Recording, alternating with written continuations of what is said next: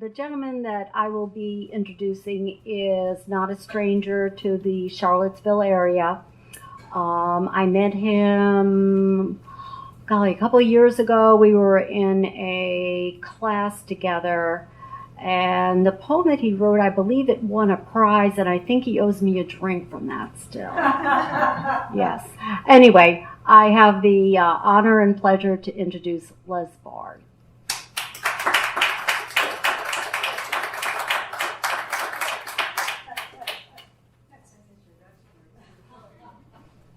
That drink is coming too. So it is something of a homecoming for me. Not so long ago, I retired from teaching 12 years at Monticello, the last 12 years, and before that, other schools in Albemarle County. So it's a great experience to be here. I thank WriterHouse for having us. This first poem is from Lingering in the Margins, book that's being pushed back there. And you can hold your applause till I finish. That's all right. You don't have to applause between poems. Little Sorrel. Stonewall Jackson's war horse, Little Sorrel, is on display at VMI in Lexington, Virginia. We are not allowed to fondle the flanks of Little Sorrel, embalmed and mounted.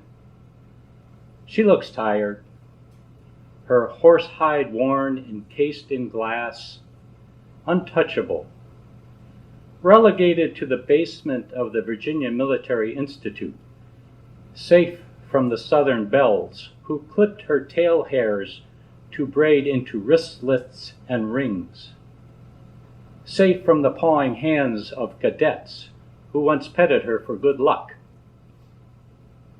Her expression seemed to ask why her master got off so easily. Nearby, Stonewall's bullet-holed raincoat hangs hollow. He too could have been stuffed. His hide could have served just as well to carry the lost cause.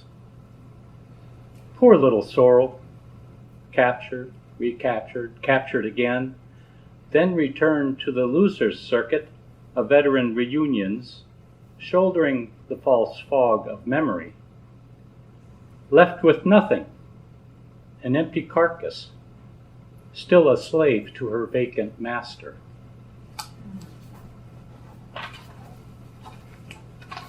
And the next poem is also going to appear in an anthology, but this one will be entitled Show Us Your Papers. It's from Main Street Rag in Charlotte, North Carolina. Census.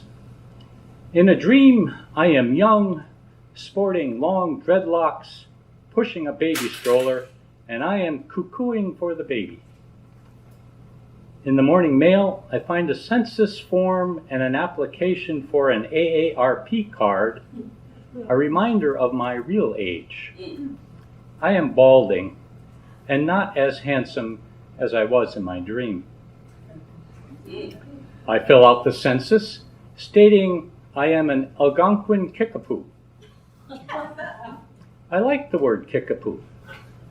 It means one who goes here, then there. It seems like a good idea.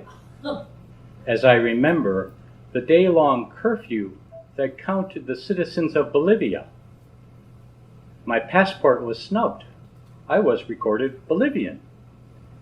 And so I might as well be, on a borrowed wind-up toy spinning in circles, straining to interpret whose hands cradle my face in the funhouse mirror.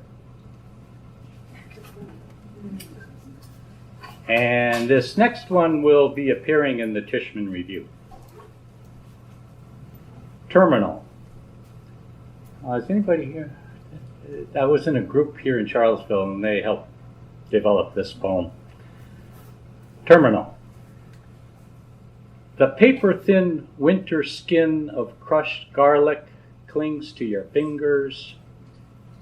Your paralysis, the mash of cloves pummeled by a knife blade. The pungent scent of the inevitable. You look out there, somewhere over the waves, over the curvature of the horizon. A ship plows the ocean. You know it is coming, although you cannot see it. I rehearse for your coming funeral, struggle with eulogy.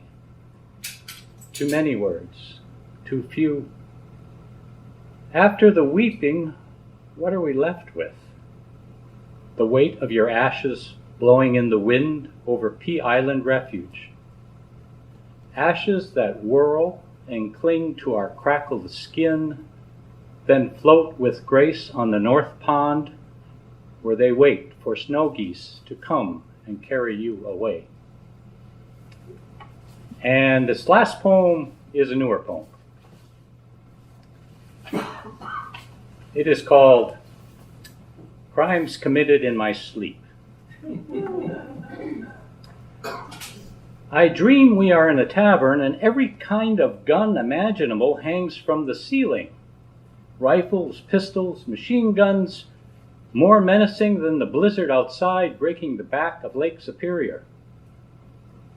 In the haze of the beard-stubbled bar, you turn to me and tell me you are pregnant, and that in the future, which somehow really is the past, you will lose the baby and spend time recovering in the hospital where I am destined to work as an orderly. For some reason, the hanging guns all turn and point accusingly at me. I am dressed in hospital whites, surrounded by hunters in camouflage. They seem certain I am the father. I order a brandy and coke, a crime in itself, and I am beginning to feel guilty, even though this is all happening while I sleep. I am sorry. I am so sorry. I am sorry you lost your son. Or is it our son? I am sorry we are in this bar surrounded by guns. I am sorry I ordered a brandy and coke. I toss and turn like an indicted politician. A cathartic snore rouses me from sleep. It was only a dream. Yet I can't help but feel a little sad, and I wonder if the boy would have looked like me. Thank you.